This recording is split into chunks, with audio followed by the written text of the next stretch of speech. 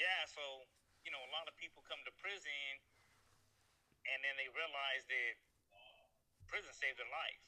Like they could be dead out there, they could be strung out. I think about myself in a lot of ways how prison saved my life. Like, not that I'm glad to be here or anything like that, because if I could have made the changes early on in life where I wasn't here and I went to college and I did all the good things in life, then I would way rather that be the case. However, it's not the case. The case is that I chose the wrong path and I went down the wrong road and it led to incarceration.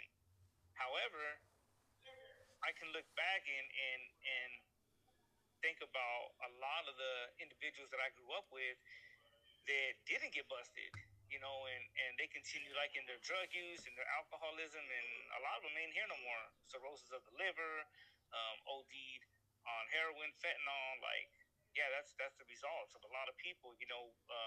Thinking back on it, and it's a trip because you know I run groups in here,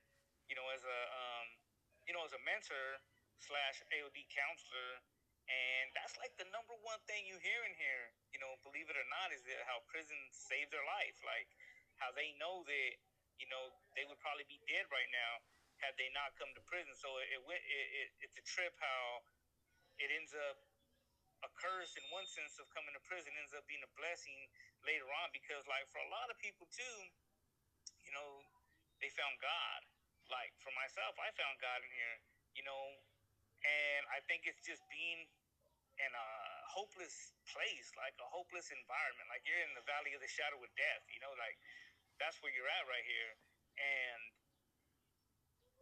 you're broken down, and that's what prison's meant to do, right? Like prison's not meant to be like this cool place where, like you just hang out. And even though it does become like that for a lot of people, nevertheless, the truth is that's just a mask. That's just a mask that they're wearing, because deep inside they're really feeling pain. They're feeling pain because they messed up so much that, they got to be taken from society and put in prison, and you're locked down, and then you're seeing this violence around you. You're seeing your kids grow old. You're seeing your family like grow old. You're losing family, so the truth is that even if they act like it's all good, it's really not. They're really going through stuff. And so, um, eventually people, hopefully the hope is, a lot of people don't. A lot of people don't change, but a lot of people do change in here. And when they change, it's authentic. Why? Because they realize like they've made a mess out of their life, and if they want to try to get it back, they have to like make a change, and it can't be just one thing. It's got to be a full change, right? It's like got to be a transformation of the mind and the thought process, and that takes work.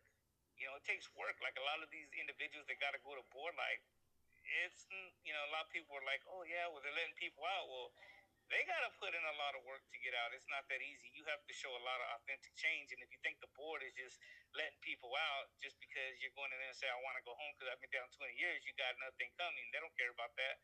They want to know that you got the insight, and they got to have a belief that if they do let you out, that you're not going to come back and or go back out there and hurt somebody else and come back to prison.